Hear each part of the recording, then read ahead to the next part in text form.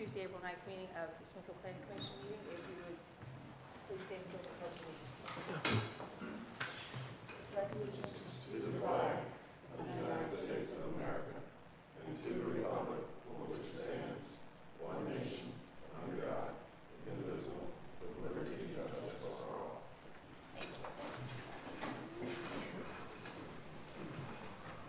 Ms. Clary, we have a director's report this evening.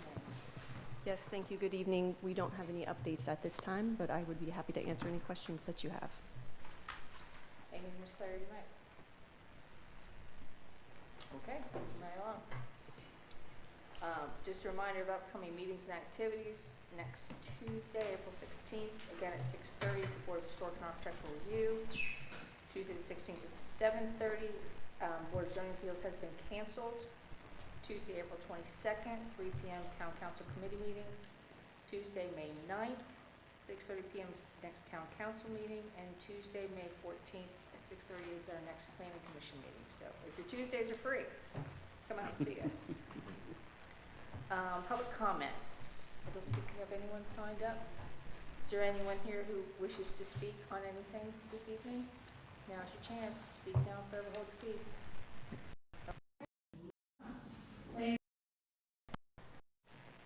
Anything for the good of the cause, ladies and gentlemen? All right. This might not be as long as I thought. Okay. Not the 130 pages that we So received. far, yes. Item number 5, entrance quarter overlay review, sign at 1403 South Church Street.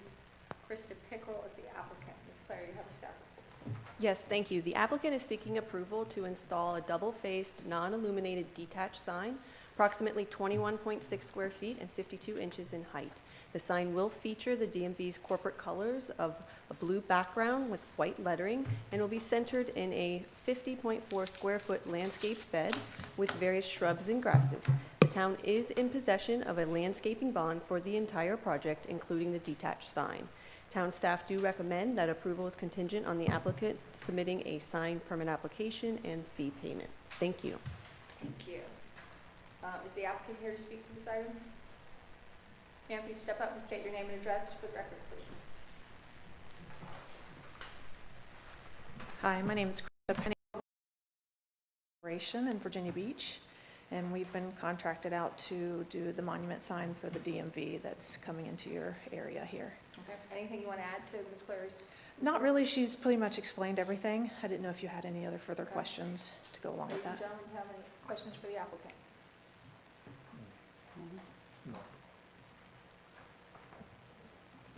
Is it all going to be like this? Okay. Do I have a motion to do something with this? Anything? Madam Chairman, I move to approve as presented with staff recommendations. Have a motion, is there a second? Second. Thank you. Lots of seconds, okay. All in favor? Aye. Excellent. Go forth and bring us a beautiful sign.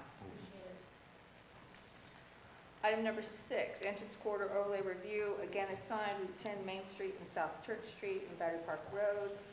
Judy Winslow is the applicant. Ms. Clary, we have a staff report. Yes, thank you. The applicant is seeking approval to erect 3 temporary A-frame signs, approximately 2 feet by 3 feet, 6 square feet, placed at the following locations: Main Street and the Route 10 bypass, South Church Street and Battery Park Road, and South Church Street and the Route 10 bypass. At the Tuesday, March 19th BHAR meeting, the signs that are located in the historic downtown area were approved by the BHAR.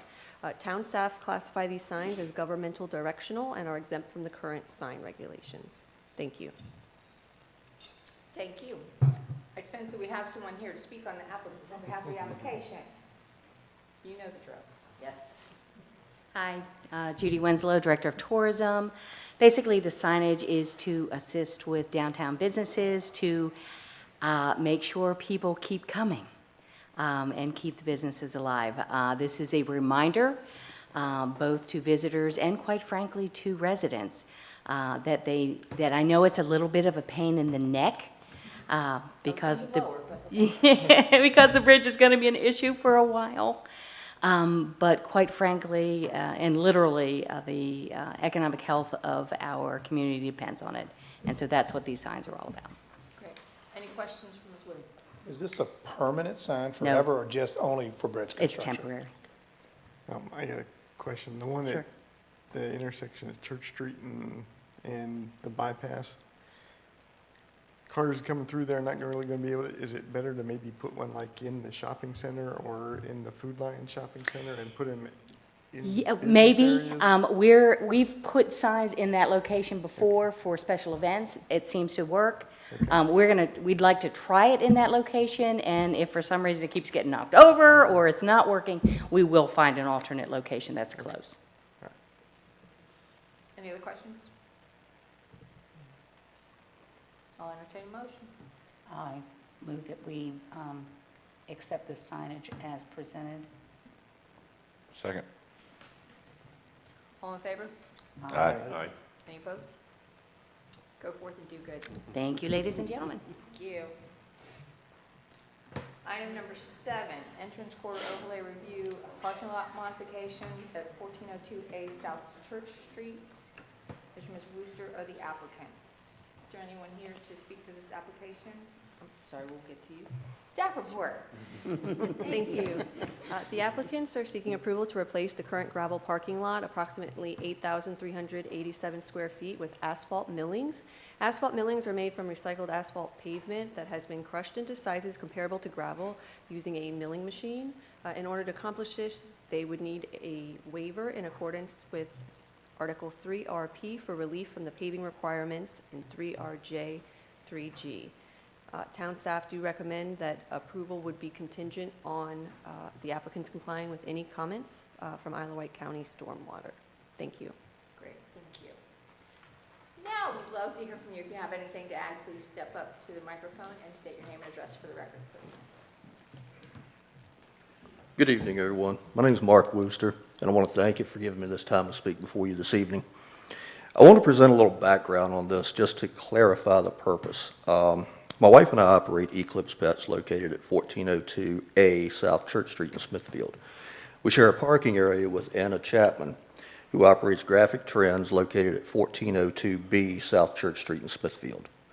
The current parking lot, as I'm sure you're aware, consists of a crush and run aggregate, and as with most all gravel areas, the crush and run has a tendency to spread with vehicular traffic, resulting in uneven surfaces, potholes, and can result in flying rocks, creating damage to windows and other vehicles. Due to this, I made an inquiry to determine if asphalt millings would be an allowable option within the entrance corridor overlay. I'm here tonight to present information from my research on the asphalt millings. And just to clarify, this would be a repair and not a replacement of the parking area. It seems like you've got a pretty good grasp on the asphalt millings already, but if anybody would like me to continue with my research, I'd be more than happy to do so. This is actually the first time that I've come across this. My main question is, how does it compare with its imperviousness or perviousness compared to gravel? It's a whole lot better than gravel. Okay. Now, keep in mind, it's not as durable as hot paving, is. But once it is, there's two different types. You've got asphalt millings and crushed asphalt. The difference between the two is the crushed asphalt is a larger particulate size, whereas the milled asphalt, it's a smaller particulate, and it's been refined and filtered throughout the process. I've got some pros and cons to it as well, if you would like me to continue. Yes. Okay. I see head shakes. I'm not the only one. With the pros to the asphalt millings, once it's compacted, the recycled asphalt millings form a surface which is almost as solid as paving with hot asphalt. They also endure more wear and tear than gravel. Gravel has a tendency to scatter, like I mentioned, over time, and it produces more dust and debris and can result in flying rocks due to vehicle tires. Asphalt millings are more cost-effective at roughly $10 to $20 per ton. It's environmentally friendly since it is recycled asphalt versus a new asphalt, which requires the combination of mining, refining, mixing raw materials. Rocks are crushed and blended into specific aggregates, and crude oil is refined into a bitumen as a binding agent. Another advantage is it's harder for ice to form on the asphalt millings and the snow melts away more quickly. Now, this past winter, we didn't see any, unfortunately, but that's still a pro to it. The only two cons I came up with, the asphalt millings do provide a durable surface. However, the quality can vary based on the source material. It's just like when you get a product from any location, the quality can vary. Asphalt millings do produce a rougher surface than hot asphalt, but it is still durable. If anybody's got any questions for me, I will do my best to answer it to the best of my abilities. Does it kick up like gravel does? No, it does not. Mr. Worcester, are you finished? I'm sorry. I'm done. Charles and then Mr. Beck. Okay. Mr. Worcester, you said this is a repair. Are you redoing the whole parking lot? There will be nothing, no aggregate taking out. It will be done specifically to cover the existing gravel that is there. Okay, that was my second question.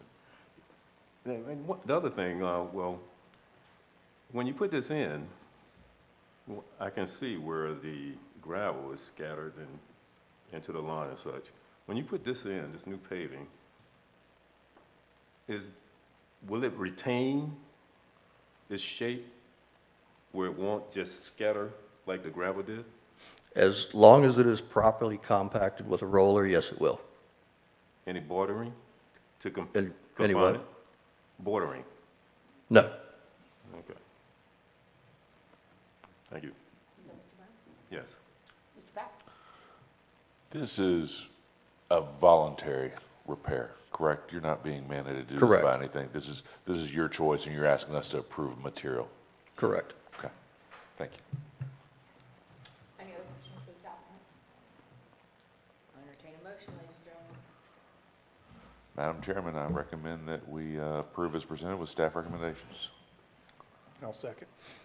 All right, all in favor? Aye. Any opposed? You got it. Thank you. Thank you. All right, we have a lot of discussion this evening. First, item number 8, SEO Article 3.R and Article 8. We have staff report, please. Yes, at the previous February Planning Commission meeting, we had a discussion concerning gravel, and we wanted to bring this back as a discussion item, since we are in the process of updating our entrance corridor overlay guidelines. With the timeliness of the previous application, we thought it would be a nice segue into this discussion concerning gravel. And if you go to page 34 of the PDF and page 44 of the PDF, the highlighted sections address our zoning requirements for it. Okay, so the first one is Article 3.R 13. Vehicle movement and parking areas shall be paved with concrete, asphalt, or other similar material. So I kind of stirred this pot when we started this. So, I mean, I might as well open the comments. We've done a lot of exceptions for gravel. And exceptions are hard because they're just that, they're exceptions. But sometimes they make sense. You know, we did a church recently that already had a gravel parking lot, and we said, okay, you can extend your gravel parking lot. I think it would have been silly of us to say, oh no, this 25% of it now needs to be paved. I don't think we want to do that. Mr. Worcester was just up here. He brought us a new material. I've used asphalt millings before in the past. It's a pretty decent product. Maybe that's something we talked about. My intention to bringing this up was, can we get a little bit more consistency out of the Planning Commission so that we aren't always having to make exceptions? I think it's reasonable to say if your parking lot is already paved with gravel, we allow for certain exceptions if you need to extend the parking lot. Red Point Tap House is we gave them a gravel exception when they started it, and they were supposed to go back and pave it, and they're working through some things with the town to do that. But, I think maybe a reasonable exception makes sense, and then somebody say, well, you're a new business, we're going to make you fall in line. I don't know where that is. I don't know where that line is. The coffee shop that the Brims had in front of us, that made a lot of sense because it was already, they didn't need to pave all the way around back. We didn't want to bankrupt them, and I get that. But at some point, our job is to protect our interest, to protect our town, and that's what zoning does. That's what allows zoning. If you ride through areas with poor zoning, you understand how you can go hodgepodge on everything. So I don't know exactly how I feel, but I thought maybe collectively as a group we could kind of walk through this some and give staff a little bit better clarification, try and clarify this for the general public and our ordinances a little bit better so we have some consistency and know when exceptions are okay to be made and exceptions that we don't want to see made. I've thought about this a lot because you know how I feel. Everybody should pave everything. But I've asked a lot of patience because it comes up a lot with everything that I do. And of course, that's always something people ask about with whatever they read in the paper and what's going on. But I've gotten some pretty decent feedback that I think I agree with. Use Mr. Wooster in his example. He's got an existing business. He's got an existing parking lot. They're saying, some of my patients are saying, you shouldn't make them repave that. They're making improvements. They're trying to do it. You've got an existing business. But then if you have a new business come in who says, I'm going to remodel this, I'm going to pave the parking lot, then we need to hold them to paving the parking lot because that's what we agreed to and that's what we agreed on the whole package to do. I think that for me, I've got an addition coming up. It would be silly for me to say I'm going to add some parking and I want to do it in gravel when I've got pavement. I shouldn't be allowed two different surfaces on the same property in that sense. And so if somebody's got existing pavement, then they probably should be paving. If somebody's got existing rock, then we can probably allow them to use some rock. The issue I have though, so for me, it would be a compromise on what's there existing, what are we trying to do, and where are we? You come down to Mr. Hughes's project who had some asphalt, who wanted to add some additional parking, and he wanted to do it in rock. Then if his existing was pavement and he's going to keep it, we probably need to do pavement. And he ultimately came back and rectified that, as we know. But ultimately, I don't think we should be mixing surfaces. If they've got pavement, they need to pave. If they have rock, then we can look at that. Except, when do we pull the trigger on a major remodel of a business that says, hey, we want to change our whole exterior, we want to change colors, we want to do an addition, we want to do this? At what point do we bring them back into full ECO compliance? So Therefore, making them pave, which is really the ultimate goal of what we want to do with the business. So that's my threshold on this. To answer that, because I agree with everything you just said, Dr. Poe, that's well put. In the world in which I exist, you get RPA exceptions. Okay, so if Smithfield Station were to burn down, I would have to go back and get an RPA exception. Well, that's a little bit different because I'm an IDA, but anyhow, assuming I wasn't, to get that RPA exception, if the building is more than 50% totaled, then you have to reapply for everything. If it's less than 50%, and you kind of do the same thing with a renovation. So if you're doing a renovation that entails more than 50% of the building, then you may have to come in front of us to get paved or whatever, to bring out all the new codes. And that's something that's not used, that's not an arbitrary number that we chose tonight. That's used in other pieces of legislation throughout the Commonwealth that would make sense if we wish to apply it that way. Yeah, I mean, I think there's a number we've got to feel comfortable with. But all new businesses, new construction, DMV going in, it should be paved. There's no exception to that. No mixing of surfaces, I like that. Yeah, I do too. And if your remodel is greater than 50% of the project, you need to come into compliance. I can see where they can get squirrely, if you don't own the building and you're renting the building, you're leasing the building, paving adds a lot to the cost. I'm just trying to think of some of the In that situation, unintended who's doing that? I mean, if I'm leasing a building from you and I say, I want to remodel, you say, yeah, help yourself. But you have to somewhat approve of those improvements to your structure, I would imagine. So it's sort of a mixed. And inspections would.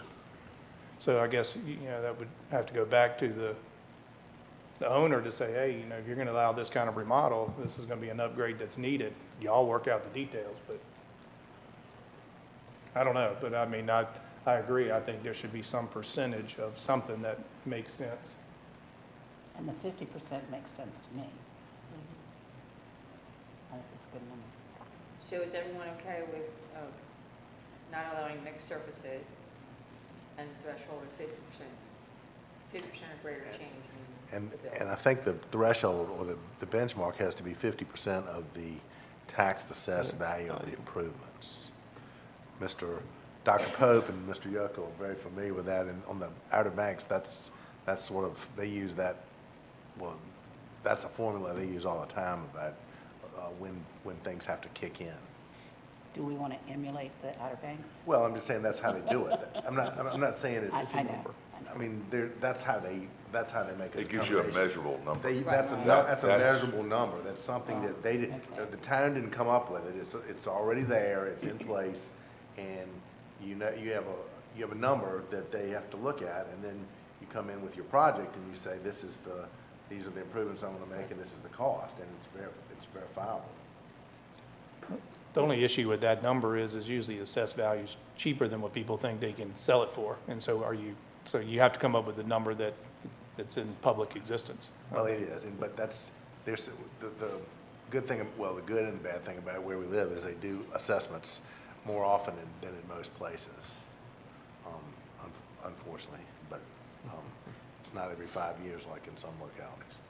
You're also going to need to address how many substantial improvements they can do, because they could piecemeal it, where they never hit that 50%, but yet they've redone the entire building. Yeah. The other comment I would have is these revisions, they would give us more control over the parking areas going forward, where we don't have to, well, I suppose it would help us with some of these exceptions when it comes to these services on established businesses. But I'm looking at also that this helps with the guidance. When you look at South Church Street and what may happen there possibly in the future, I think this helps to clarify what is to be done. Because you have all those residential homes on there. Commercial businesses come, they may want to do something besides keep those homes and build new structures to keep in line with what we proposed with the comprehensive plan, is making that road more walkable. So this additional guidance, I think is quite helpful. And I do like the additional comments about the 50% and such. How do we do that? Yeah, I like that. Dr. Pope, when your comment on the assessed value, I think we have to use assessed value because that's a government-produced number. We don't have to go get appraisals. The assessed value, as a general rule of thumb, is 20% less than maybe the actual sale value. So if your house was assessed at $100,000, maybe you feel you could sell it for $120,000. If we put that in mind, we could adjust our percentage to perhaps compensate for that. No, just go with the 50. There's going to be a lot of bidding leeway and on contractor, I need this to come in at $30,000, but I'll pay you 40 down the road. And there's a lot of other issues that go into this. Right, And, okay. and so I think you just got to stick with hard and fast numbers that are verifiable. Okay. Law says that the assessed value is presumed to be fair market value at 100%. It's a legal presumption. I understand that. It just, people don't always agree with that. Why? I know. It Yeah. kind of depends on the market. Because Right. there was a time when it was 20% more than the fair market value. So Yeah. it hadn't been that long ago. Anything else on this item? Do we want to give Ms. Clary some guidance on how often you can do these major upgrades? Because I think her point is well taken. I mean, is it something you can do every 3 years, or? Is it over the course of 5 years or whatever would be? Over the course of 5 years? Yeah. I think it's still over the course of the project. I mean, if you look at my building, we've been there 19 years. I did the first one, and then 10 or 12 years ago, I did the second one, and now I'm doing the third one. And, so where am I going to hit that threshold? But anyways, I think it's a cumulative project. I mean, it's kind of like keeping in mind, hey, this is how the building started, and 8 years ago they did this, and now they're asking for this, and wait a second, that may trigger us to say, hey, this is over that 50% threshold. So I think it's I think it's cumulative of the property. Cumulative to the property. And even if it changes hands, if That- it's a that- coffee shop today and it's a vape shop tomorrow, and they want to make all these changes, then, I mean, I think it's still over the property. I think it's over the address, not even over the ownership. You know, this property's been approved 5,000 times. It's time to bring it in compliance. That's kind of our ultimate goal, right? Right. Does that make sense? Not to throw another wrinkle in, but with his property where you have two businesses that share a parking lot, how would we address that? What is the ownership? It's- Both of them own It's the owned, buildings? I believe it's owned by one, it's one owner, but there's two businesses with a, We both lease it, our buildings, we both lease our buildings. Okay. Well, so I say it comes back to the owner of the building, not the leasee. You know, we may be holding the leasee hostage, but it's the owner that's got to make the decision if they're going to allow the improvement. And those are two buildings on one parcel. Yeah, they got two addresses, 1402A and Right, A B. and B, but it's still one parcel, so you could still Do it by parcel. track it to that.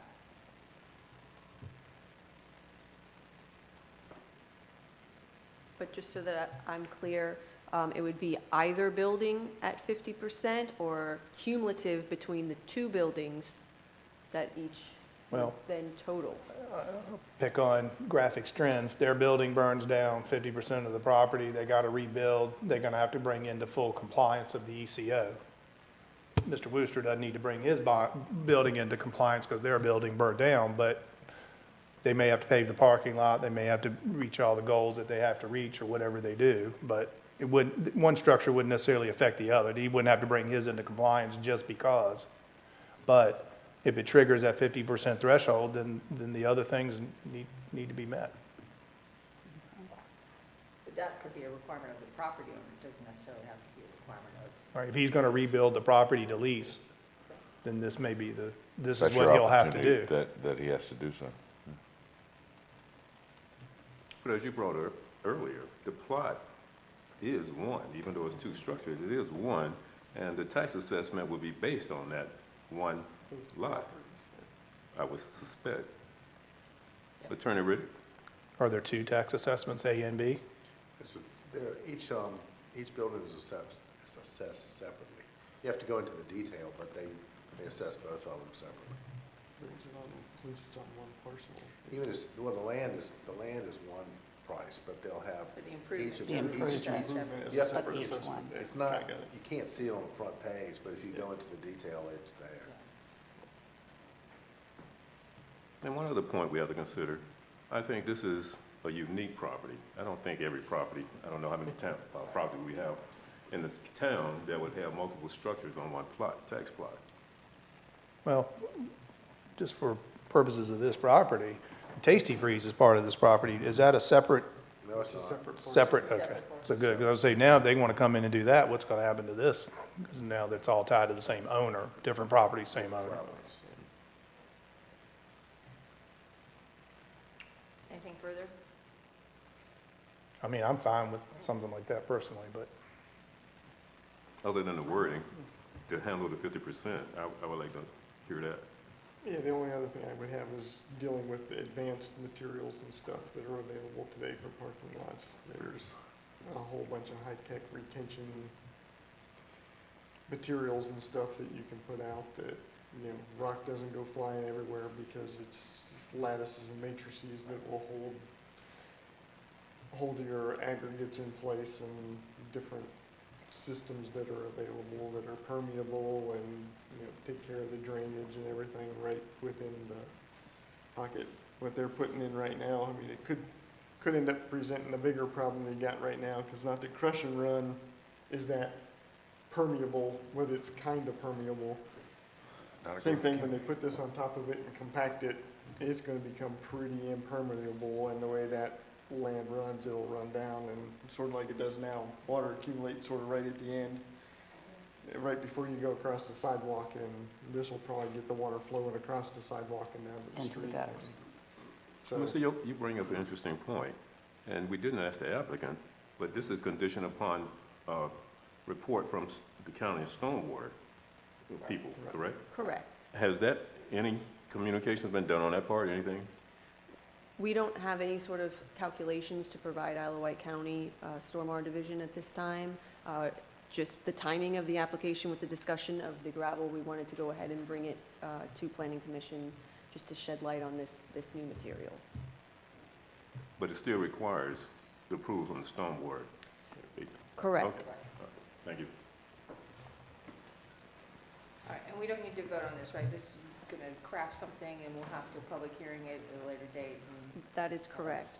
And just for clarification, it's 50% of the building assessment, not the parcel assessment. Has to be the improvements. improvements, yeah. But then how do you handle the cumulative effect? If they do 25% this year, 25% 4 years, how do you handle that? I think, In I the think, text. I think it's improvements to the property is the way I would word it. I don't know if that's legal, but it's improvement to the property, not the owner, not the business, but how many improvements are to the property, and hopefully we have some sort of history timeline on improvements that are trackable. But it would only be the 50% of the assessed building value. Yeah, but I mean, to us, we would also have a little bit of, I hope we would have some subjectivity to say, look, they did this addition, they re-rocked it, it didn't meet the 50% threshold at the time, so we didn't make you bring it in compliance, and now you're doing a second addition, it still doesn't meet the 50% compliance, but, you know, you've improved the property over 50% of the way cumulatively, and therefore we're gonna hold you to this. I don't know if there's some subjectivity to that, because you can always hit it at 49%, 49%, 49%, but like you said, you piecemeal it, they've done 200% worth of improvements to a 49% project over time. I think it's a good start of just looking at it and say, look, this thing's been improved 4 times. It's time to bring them into compliance. Like my building, it's 3, if I get this approved, it'll be 3. You're gonna look at me and say, bring it into compliance with all the landscaping and everything else? Well, and that's, I'm looking at the assessment for that parcel, and the 2 structures that are located, one is 124,000, the other's about 67,000. I just want to be clear so that if they did a ton of landscaping and they did a ton of site work in the parking area that totaled $30,000, even though they did not do any improvements to the building, we would then still require them to be in, bring that parcel into compliance. Yes, I think so. I think you better think about that. That's a tough one. That's a tough one, because It'll discourage. it discourages them from doing landscaping, which is what you want to encourage in the first place. That's 30 on, so that would be 150 on one of the buildings, not, and if you were doing it for the site, it would be A lot more. both parcels, so both of the buildings, which is gonna get you to 100 and whatever, so. Right. You have to be doing an awful lot of, Excluding landscape and tree renovations.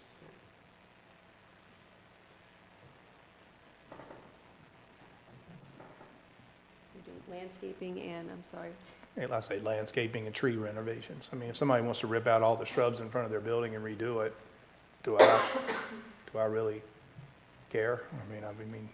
I don't, would want that. You look at my building, I need to do it. But I can't get anything to live, so why try?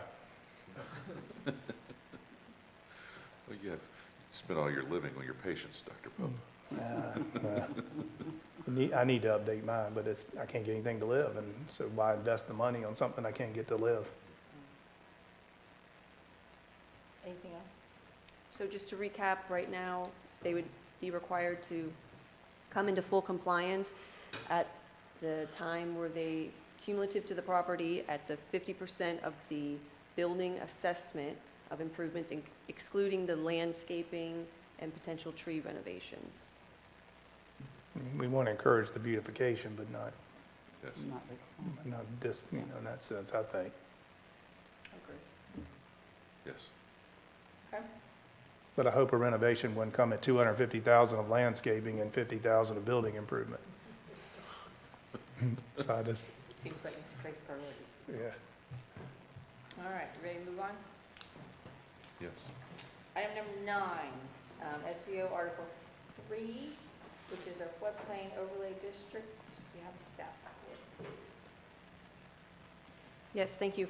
FEMA is in the formal process of updating the flood insurance rate map and the flood insurance study for Isle of Wight County.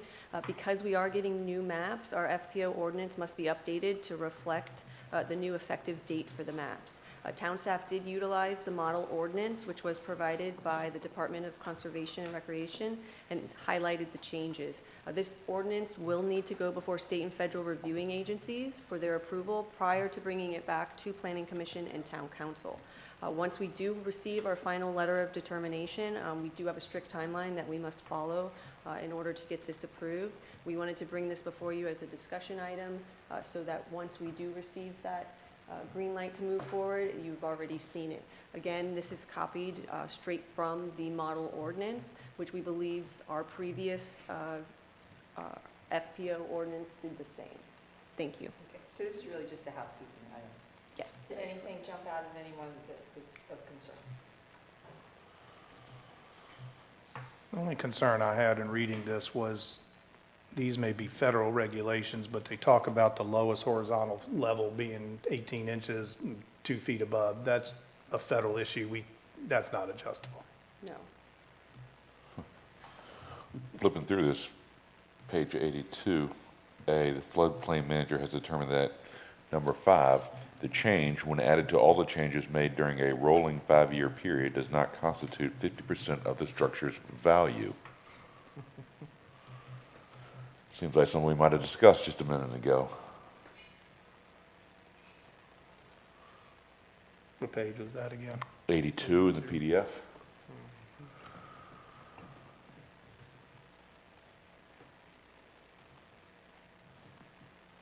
That's a pretty good stat, yardstick right there. I mean, you would be consistent.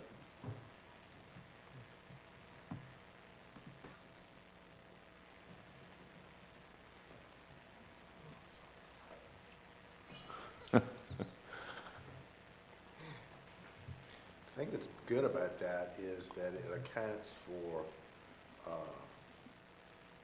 appreciation, whereas the cumulative measure, it's like you were saying earlier, Dr. Pope, you may never catch up on the 50% cumulative value thing, whereas this, if somebody does something in a rolling 5-year period, it would trigger the improvements.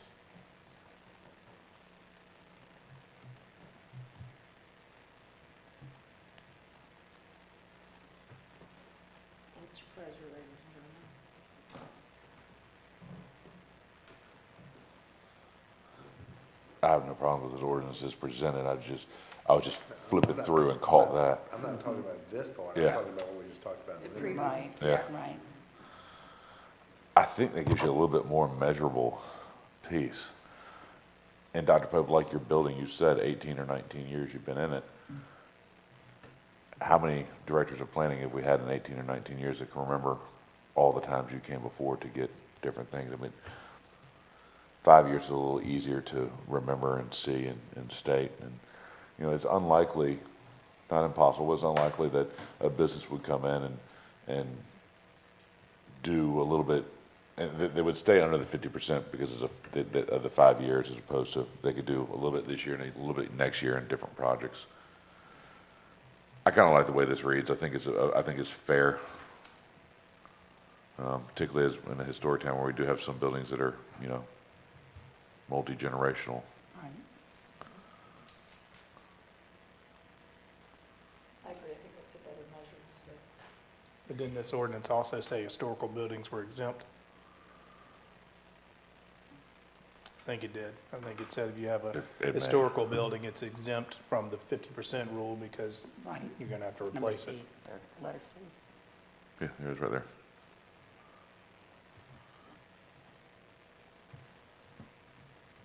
Oh, I'm fine with it. I'm just trying to watch out for people like me that are adding on 3 times over 19 years or 2 times over 19 years and say, when do you make me be compliant? I hope I'm compliant now, Yeah. I but was just gonna say, I'm thinking you're already compliant. Oh, well, we've done the same thing with our building over 35 years. I don't know how many times we've added on. But at least 4 major ones. Anything else? So, Lisa? yeah, I'm sorry. Yes, sir. Go ahead. So as long as the rolling 5 years period is considered, it doesn't start over with the new owner. It's Correct. still, regardless of the owner, we're still considering a 5-year period, 5-year rolling period, within a 5-year rolling period. Okay. Everybody good? Yes. All right. Moving right along. Item number 11. SC Article 10. Do you have staff report, please? Yes. Right? Item 10 for the 2 pieces. Yeah, I'm sorry, 2P 16 and 17. Thank you. At the Tuesday, February 13th Planning Commission meeting, staff was tasked with updating the shipping container ordinance. This would be to address temporary construction containers. We are proposing the following language, which would allow for construction activities, which would then link in shipping containers along with the construction debris containers, and they would be treated as temporary accessory structures, and they would be exempt from being required to get a special use permit. Thank you. Does it define temporary? Do we define temporary in here? We do not, but we could include something similar to what we did with our portable storage containers. Yeah, we're looking at, I mean, the bridge project is kind of what I think maybe spurred this. And so that's a 18 to 24 month project, which means that they had containers there, you know, a month or probably at either side of it. We had a little bit of issue up at Tractor Supply, but I mean, they were only there maybe a week or 2. We saw them and Ms. Claire said, no, they're not gonna be there very long. I think we ought to, It's, I mean, it's, like I say, it's tied to having a building permit or whatever, so I mean, that's your temporary, as long as you got your building permit. okay, so Tasty Freeze went 5 years with a building permit. They kept getting refreshed. And that's where. And that ended well. Yeah. Because they could renew it every so often, and they ran out of renewals on it. I think it's maybe a definition of scope of project. So, Right. you know, VDOT came in and said it's going to take us 24 months. Their temporary is 24 months, and I come in and say it's going to take you 6 months, then I should have to come before you and say, hey, I'm sorry, it's going 8 months, can you give me 2 more months? But it's based off of scope Yeah. of project, based off of whatever the project may be. That's fair. That was, it's up to the owner or the contractor, whoever, to determine that. And I realized we wouldn't have liked what happened to Tasty Freeze, but of course we didn't have to extend the building permit either. Well, and how Yeah. many times can you extend the building permit? 3. 3. Things you learn on here. Just keep on going. Things you never thought you'd need to know. Okay. Everybody good with this one? Yes, I am.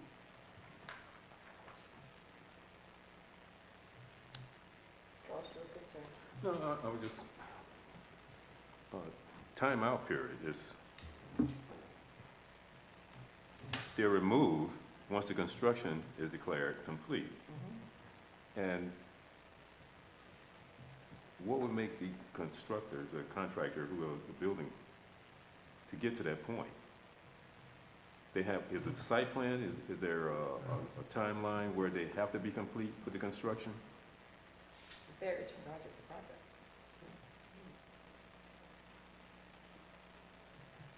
So if, I guess, theoretically, if the project stopped 95% and never completed, do these containers remain? I think Dr. Pope said it best. They'd tell us how long they want them for, and we'll approve it based on that. After that, they have to come. After that, they gotta get them out of there. They might only get 95%, but we gave them 6 months on the containers. We may extend a month or two if it never gets done. While there's construction going on? Yeah. Okay. So the time limit is in the permit for them to begin with? Okay, all right. Everybody good? So just to clarify, this would be handled administratively by staff. It would not come to the planning. Yes. That would be lovely. Yes. Thank you. Make it easy on everybody. Okay, now we'll do item number 11, discussion on SEO Article 10. Claire, let's say. Yes, thank you. This is an update to our sign ordinance, Article 10. I can go through the edits that we made, just sections A, B, and C, just adding some clarifying language. We did remove vehicular signs from temporary signs and then added yard signs to the definition of temporary signs. It would be difficult to monitor and track the vehicle signs under these new temporary sign regulations. We also removed signs that are legible from the right-of-way from the window sign definition, as this would then include any signs visible within a building that were not on the windows or not on the exterior, but instead on the interior that we would then be regulating. We did include a definition for opaque. We reduced the window signs from 50% to 10% and not illuminated. This stemmed a lot from our vape shops, that we wanted to try to limit those window signs that they have. Updated external illumination with lumens, removed the white from the internal illumination requirement. As Dr. Pope's comment, the white light versus the red, as opposed to a red light, it would still look similar. We did update operational signs under the exempt signage, 4 feet in size, and removed the flashing and animated. Updated temporary signage, this would be for 3 months only, not located in the right-of-way, and we did remove the exemption for those personal expression signs. We did remove the exemptions for temporary signs, requiring a permit for all temporary signs. We did prohibit window signage from being internally or externally illuminated. We also prohibit non-conforming signs from being refaced. The PMUD will then follow the residential requirements for signage, and then the commercial aspects would follow our commercial requirements. The HPO, the BHAR would review signs over 4 square feet, and then Planning Commission would then review all signs outside the residential district. Remaining discussion points for the Planning Commission, the 24 square feet in the architectural elements is a support base for signs, as we do receive a lot of special sign exceptions for that item. And then also, there was some discussion on the maximum height for those commercial signs, currently at 15 feet.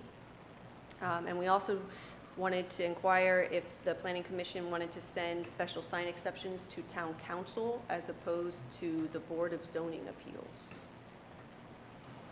Thank you. Thank you. Ladies and gentlemen, what's your pleasure?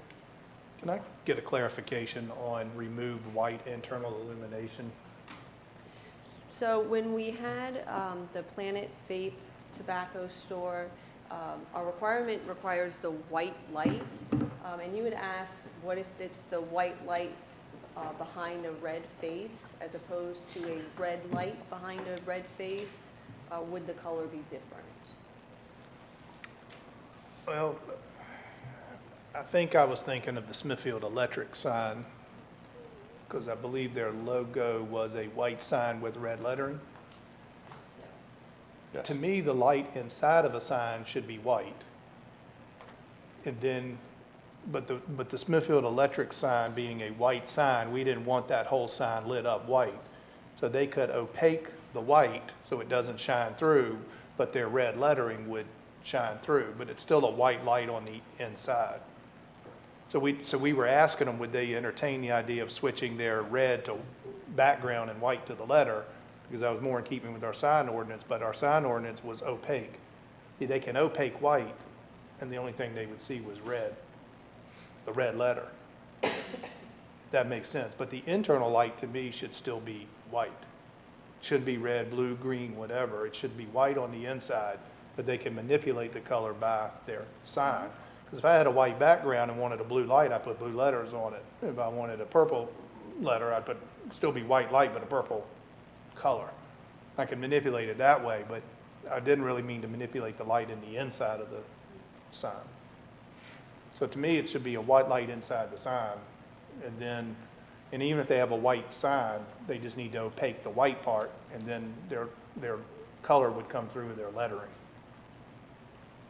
As opposed to the DMV sign that we just saw, which was blue with white letters, so it's gonna show up as a white letter.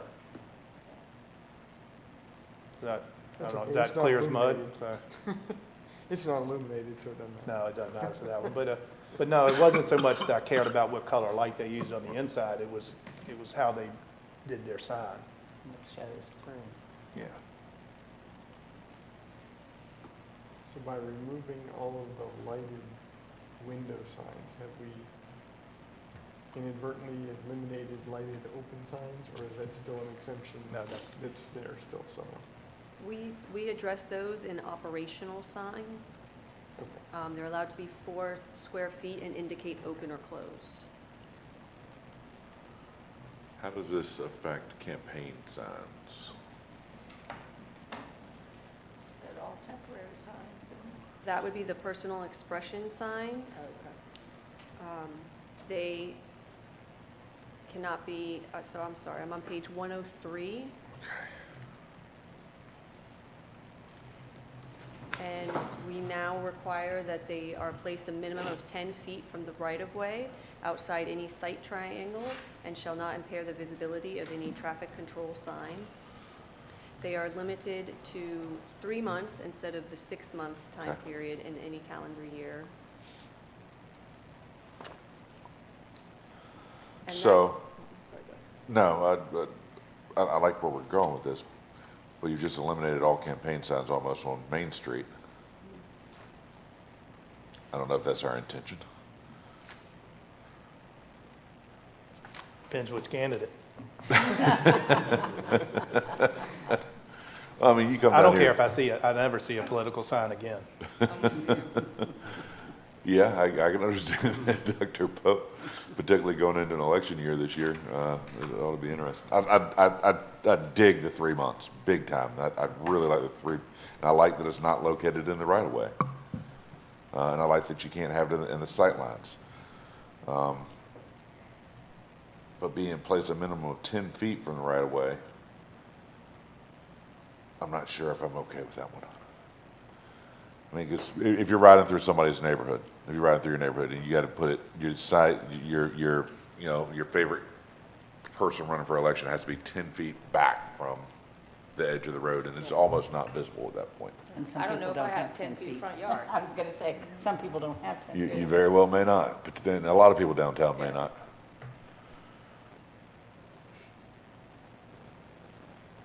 I think it should absolutely be out of the right of way, no doubt about that.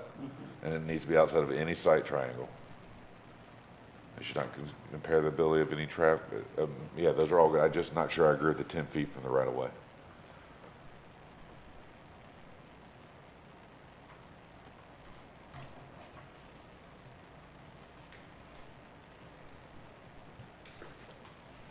If I may. Yes, sir. I'm looking at this part about the 4-foot signs in the windows. And you specifically called out open and close. Now, 10% of the window, is that one window or is that all windows? So it would be 10% of the window in a sense. If it's broken up, then it would be that individual window. If you had 4, then we would treat each window as an individual window. Okay. No, I asked that because I'm looking at those signs in that vape shop, and each window has a sign that's, I guess, fits it within the 4 square feet. Right the now, we 10%. allow 50% of the window coverage. That's why we're opting to lower it down to 10%. And then will they have to reduce their signage? They got in before Their we grandfather. did it, so. Dang. They're writing a lot of ordinances about them. Going Yeah. back to the personal expression signs, if you scroll down to E, we do have that they're not to be exceeding 32 square feet in area, not erected on vacant lots without the property owner's consent, and shall not be located in a right-of-way, which are additional requirements Private just for property. those personal expression signs.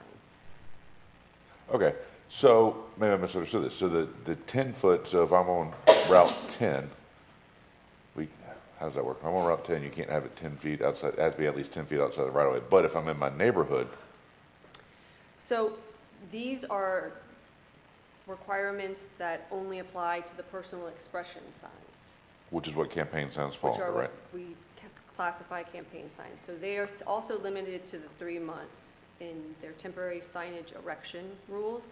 However, they just cannot be located in any right-of-way. Okay. If I recall, there was something about 30%. It had to be something like within a 30% area of the lot. It couldn't be on someone's property line. For personal expression signs? Yes, and political signs, campaign signs. We just have that they cannot be erected on vacant lots without the property owner's consent, and they shall not be located in our right-of-way. But for a residence, So if a resident wanted to put up a sign, they could put the sign up in their yard, just not in their right-of-way. So not only campaign signs, but like the graduation signs Correct. that people put out. Correct. That's a good example. All right. Yeah, I think it's pretty good, Tammy, yeah. Anything else? Did we talk about those 3 things up above? I'm sorry, what was that? Architectural elements, commercial height, things you see said discussion points. Oh, yeah. Did the planning commission have any desire of changing those or leaving them how they currently are? Can you clarify for 24 square feet of support bases, is just the base underneath of it? How big are you going to allow those to be big around? And, or are you talking about landscaping and all, or just the base of the sign? Just the base of the sign, what contributes, the elements that contribute, that support the sign. So if you remember Isle of Wight County Public Schools for West Side, they had to get a special sign exception because their base exceeded that square footage. I believe Church Square also exceeded that with their architectural elements, as well as Mallory. I think there's some room, 24 square feet is only 8 foot by 3 foot. That's not very It's not a big. huge That's the sign. base, though, right? Yeah, but we're just talking about the area that they encompass. But the bases Right. of those monument signs are bigger than 24 feet, don't you think? I'm saying 24 feet is probably a little small. I think we could probably increase that. But I don't know what the right number is. Do you recall the size on like the Mallory Point ones? Or Town Bank was? Well, but if you look at Town Bank, it's probably only a foot wide and 8 feet long. So you're talking about 8 square feet to put a huge sign up versus 24 feet. You're thinking more like masonry signs and things of that nature, or Cypress Creek I was thinking sign. about the one or, in you Cypress know, but- Creek, yeah. You know, that. And- but and Mallory's that's- got, like- That's a different type of sign issue than what I'm going to put out in front of the office. Yours is probably, what, 16 maybe? 8 by 2? I don't know. It's got the columns, whatever Yeah. they are, and then, but it's not, I don't know the dimensions of it, to be honest. It's no longer than 10 feet for sure. Yeah. So it's 16, 18, 20 square feet for something of that All right, so if base. you think of this in 24, I mean, it doesn't mean we won't go exceed that, Right. but we Right. want to see it first. Going Okay, for variance. all right. But I'm thinking of a 24 square foot town bank sign base, you know, something like that would be very different than a Church Square or Cypress Creek or Wellington Estates sign. It's a very different application. Yeah. But at 24 feet, we can make Mallory that, we can Scott make that ruling. signs that are going to come up. Do you want to stick with 24? Yeah. I'm fine with 24, but that just means we're going to see the bases and see these bigger sign bases that are going to come in for neighborhoods or other things. But I think 24 square feet is pretty reasonable for a regular sign. Okay. A Smithfield Plaza sign that's got 7 banners on it. How about the height for commercial, 15 feet? Yeah. That's really high. Well, again, we ran into that with Smithfield Plaza. They wanted to reface their sign and they were 23 feet or whatever it was. You know, if you're refacing the sign and not tearing it down, fine, we'll give you the exception, which is what I think we did. But if they're going to tear the sign down and erect another one, they got to be in compliance with 15 feet. Or get a special use permit. Right. Everybody okay with that? I mean, so if you're resurfacing a high sign, I don't know if I'm going to hold you to it like the Planet Tobacco one. I'm sure that's over 15 feet, but.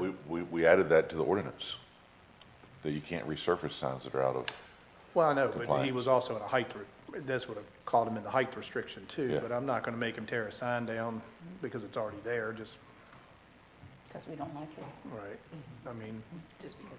well, that's what the ordinance says. Yeah. That's what one of the changes is.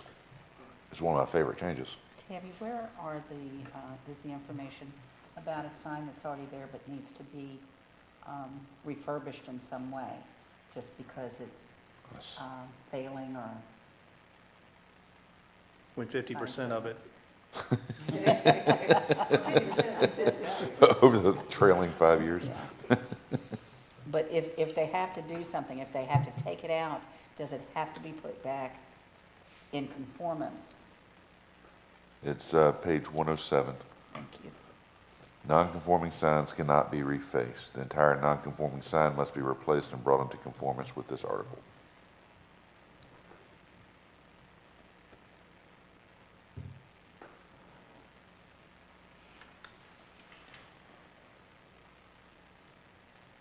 I'm fine with the 15 feet because then we would obviously discuss what would happen with Planet Tobacco's sign and height, and would we really make them tear it down just because we didn't really want a type of sign, what they were proposing, but Right, well, it just seems ridiculous to make a business owner go through a lot of expense to replace a sign when it's not a new sign that's going up. If it's a new sign, it's a no-brainer, but I think they need to be discussed individually and what the plan of the sign is. Okay. The applicant would have the option of applying for a special sign exception if they wanted to keep their non-conforming sign and reface it.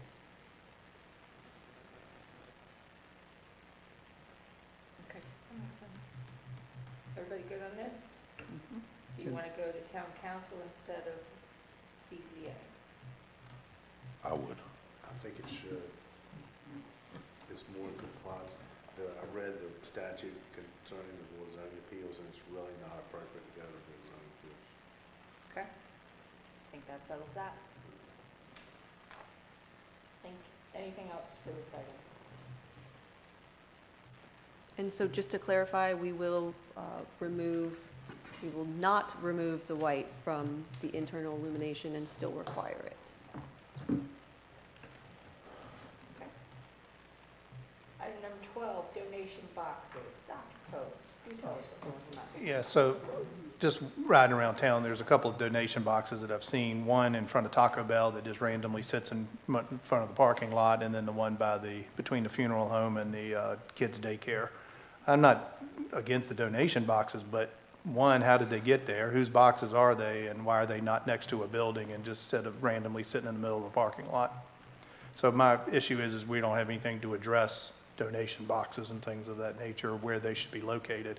I'm not against them, I just think they need to be somewhere other than somebody just driving a truck, dropping it and driving away and say, here's a donation box. How did it get there? What's the ordinance on? And who's How the do they get it? audience? Who's the audience, that is going to be, I've never gone to a daycare center. Well, I should never say never. Well, I mean, it's just there, it's just randomly sitting there. It's Right. like, why? That's all. I just want to know, the only other donation box that's there is like the Lions Club where they do the guy glass one, which looks like a mailbox. That's fine. It's still a donation box, but it was Right. always up next to the building of Little's and just where it's at. Right. So it wasn't any big deal. But these are just randomly popping up in the parking lot. It's like, wait a second, where'd this come from? Where is there one? Right beside Taco Bell in the middle of the parking lot. In front of the thrift store there, Yeah, all the way at the end of the parking aisle. Close to the but, street. but closest to And the is street. it for shoes and clothes? Yeah, it's close, yeah. Yeah.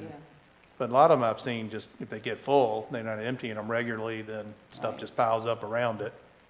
But then the other one, the only other one I know of is the one beside the daycare, between the funeral home and the daycare. So, the thrift store in town by Food Line, right there, they have one in front of that. It's kind of under their awning and, Right. Yeah. you know, it's very convenient. I think that one's probably appropriate. Right, well, I mean, so they erected it for themselves, the DAV did Yeah, it for right. themselves. So that's an example of one that I'd be okay with. I understand your point. I just think they need to ask for permission where they're putting them, so they just don't end up in the middle of a parking lot. Because like this random one you're talking about at Taco Bell, I don't know who that's for. I haven't looked at it that close. I can't find it on Google Maps. I was looking for it. Pretty sure there's one in the Supreme Station too. On the side next to, the Smithfield Medical Center. Against the property. It looks like a shipping container to me. I'm just teasing you. But I think my point of the discussion is do you care? Or do we need to have something in place that if you're gonna put a donation box out, we wanna know who's putting it there? Is CHKD Thrift Store putting that one out there and they're just putting it at the end of the parking lot? Right. Or should it be tucked up on the sidewalk next to the building like DAV or, you know, or if the kids come first, really want a donation box out there because the benefit's there, then we might need to have them tuck it up next to the building, you know, or wherever they ultimately say they want these. What's the purpose? Who's putting it out there? And what's a decent location other than to stick it in the middle of the parking lot? But then how does staff enforce that? I mean, you guys don't Yeah, know. it do has you, to be reported. who has these boxes, like the one at Taco Bell, I mean, you know what the DMV one is, and you know the Lions one's for, but then how do you go about enforcing that? How do you find the owner? You gotta have a means to enforce it to be able to enforce it. Yeah. Right. And then it may not be that Tammy's out riding around looking for donation boxes, but, 'Cause she has but, nothing else to but do. when you ride by, you go, oh, Yeah, let me call Tammy real quick. I keep looking to see if you find it. I'd be interested to see what we could put together about it. I mean, I think your points are well received, because if you don't, I mean, that's what zoning is. Zoning is protecting the public's property and the public's view of property. You know, you ride through places that aren't properly zoned and you'll have slums next to mansions, and I don't think that's what anybody, in my opinion, that's not the way that it should always look. So if you just let stuff happen and go, eventually anybody can put up a donation box, and perhaps they're everywhere and we have no way to enforce it. so you all want staff to take a stab at this? Yes. Yes? Please. Okay. My only stab at it is an appropriate placement Yeah, so far. yeah, It's the only thing- not to only get rid issue of I them. can Right. Right. address with it. Should it require a permit?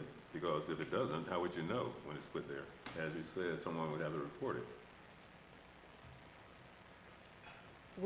Staff will research other localities and see if there's something out there that we can use to craft something for your review. Very good. All right, item number 13, SEO Article 2.v.14. Ms. Clary, let's say it. Yes, thank you. This is another housekeeping item. We have two requirements in two different articles that address lot and yard sizes in regards to the RPA and requiring that additional 25-foot minimum setback. That would be to allow additional accessory structures once the completed dwelling. Article 2 does not include that language on any lot after the creation of this ordinance. And so that would then make that additional 25 feet applicable to all of our older lots located throughout town. We wanted to bring Article 2 in compliance with Article 11 on our site plan ordinance so that they both stated this same thing.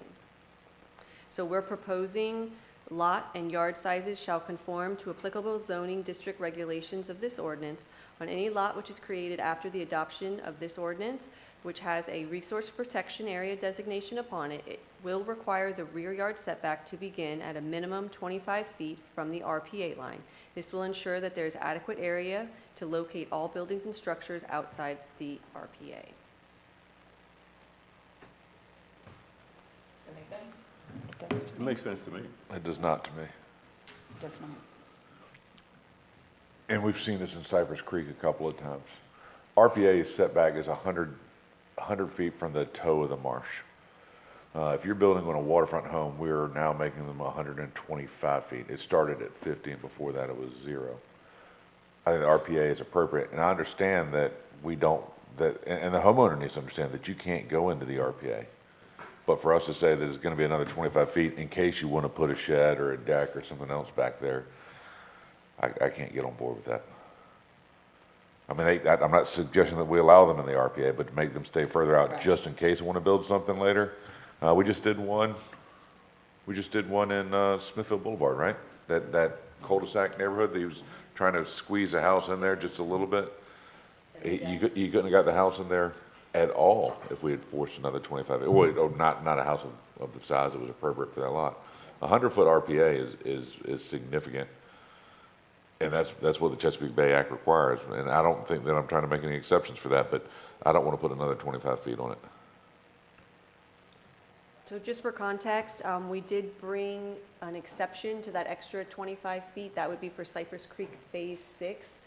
Because the corner of the primary structure did encroach into that 25 feet, because it would only be any lot created after the adoption of this ordinance, all of our currently platted lots would not apply. So the Smithfield Boulevard example would not be required for that extra 25 feet. This would really be more applicable to Mallory Point coming on board, and then any other future projects.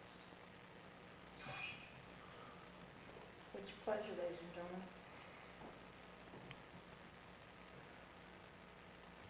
I think I'm a little lost at where it applies, because the ones there was some on Smithfield Boulevard here about a year or so ago, and the discussion had to do with the RPA, which is divided into 2 sections, I believe. You can correct me on this, Attorney Reddy. There was a 50-foot, there was the regulations that applied to the 50-foot seaward, and a different regulation applied to the 50-foot inlet from the RP. Depends on when the lots were platted. The rules go way back. They're very complicated. In the original, in 1989, the Chesapeake Bay Act was adopted, and they went around and did this dog and pony show that said, oh, this will never affect anybody. We're not doing anything. We're not taking anything away from anybody. And they just got the camel's nose under the tent. And then once they got 50 feet, they went to 100 feet. And the rules that all the latitude that everybody was supposed to have has been completely erased. It's a line in the sand that you may not cross under any circumstances. There's just hardly any relief that you can get from it. And maybe that's a good thing, but it was sold in a different way. And so that's what the rule is. It's a hard and fast 100 feet. And if you want my opinion about it, I agree with Randy, because if someone is buying a piece of property and they're paying a premium for a waterfront lot, they're likely buying it because they want the view. And if they choose to prioritize their view over their functionality, that's really their choice. And they can say, okay, well, I understand I can't have anything in my backyard. I'll have to have something over to the side, or maybe I won't have anything. But I mean, we have to maintain a very strict 100-foot requirement. And this is basically saying, okay, we're gonna not only are we gonna hold you at 100 feet, we're gonna say, well, you're gonna have 25 more feet too, because we just don't think you're gonna follow the rules. And I personally don't agree with that, but I don't make the rules. I just have been watching them for 40 years, and I think government keeps nibbling and nibbling and nibbling, and pretty much they've taken it all, and I just don't like it. It's my personal opinion. So this 25 feet is in addition to the whole 100 feet? Yes. Oh. Whereas we allow exceptions and the 50-foot. We don't allow any no, there's no exceptions. There's not any, In the landward? on a new lot, there are no exceptions. The only exceptions we've been allowing Is the one that was already in place? lots that were approved Okay. years and years ago, and now when you try to, you apply the law retroactively to a lot that didn't take into consideration the 100 feet, it's a hardship, because in 1980, if somebody platted a lot, they didn't take into consideration they needed 100 foot, and so they didn't make allowance for the setback, and they may not have enough area, and if you have a strict application of the 100 feet, in many instances, it takes the lot from use, and it's the law, the law is not supposed to take your property, and that's why there were exceptions for lots that were platted before 1989. And I guess it goes to the question of what new lots that this would affect. Well, it was clear, you said Mallory Point, Yeah, any new projects that might we've come got forward. probably several. You know, the interesting thing about Mallory Scott, though, is that the 100-foot line, the RPA is not even being owned by any of the homeowners. It's being owned by the homeowners association, because they deeded that to the property itself so they could put walking trails or whatever else up. So that would almost take care of itself, because the setback line would be based on the RPA line at that point. And he agreed to 125 feet. Was it that much? He agreed to 125 feet, which is one of the selling points of why I voted for approval, because he was being more restrictive than we required of him, of the RPA, and couldn't clean it out. Homeowners go in there, they don't own it, they can't Right. touch it, they can't Right. touch 125 feet of it, So to because be- of what he agreed to on Mallory Point.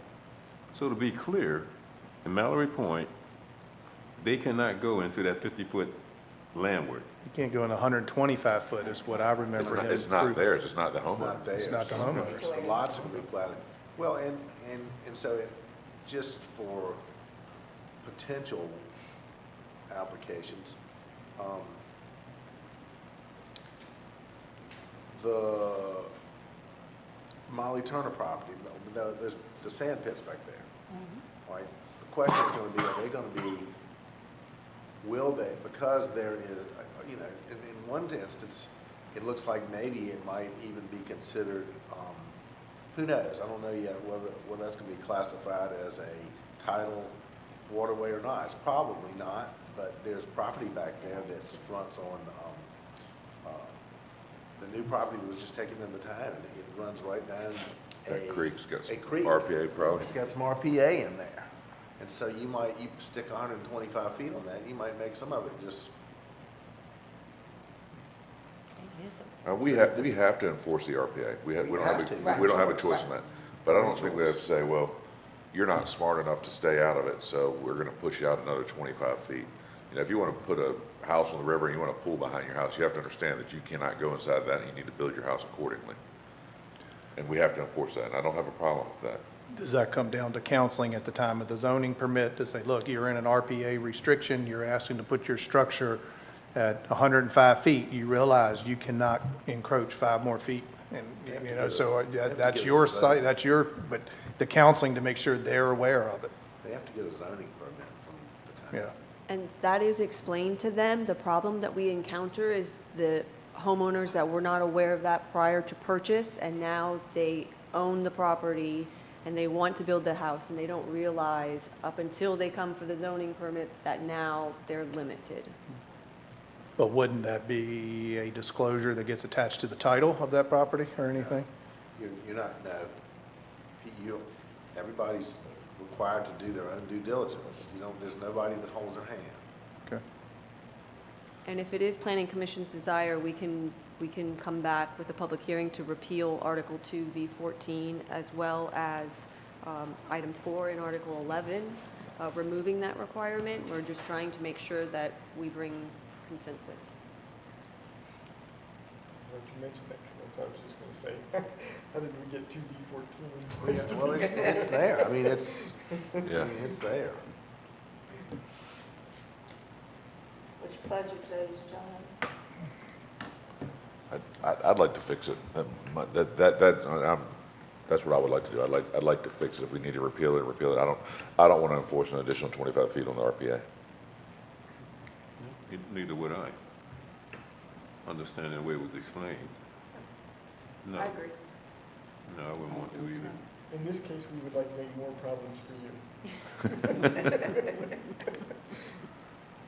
And, you know, people, and I want a swing set out there. No, sorry, that's not, you knew when, no, that's not how it works.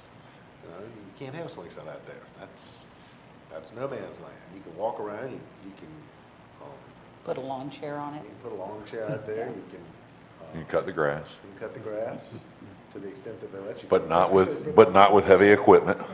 But not with heavy equipment. Yeah.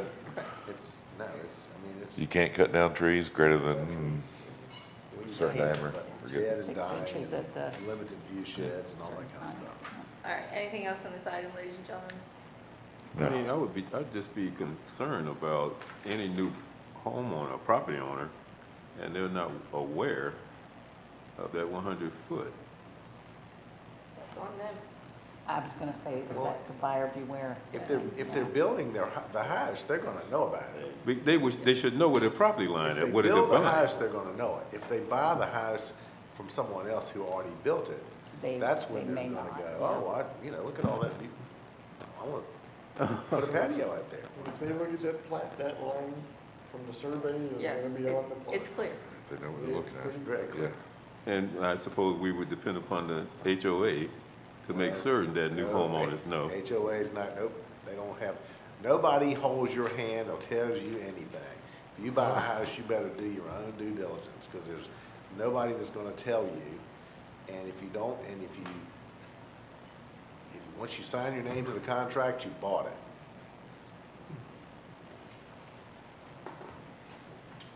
Okay, everybody in agreement? Yes. Thank you.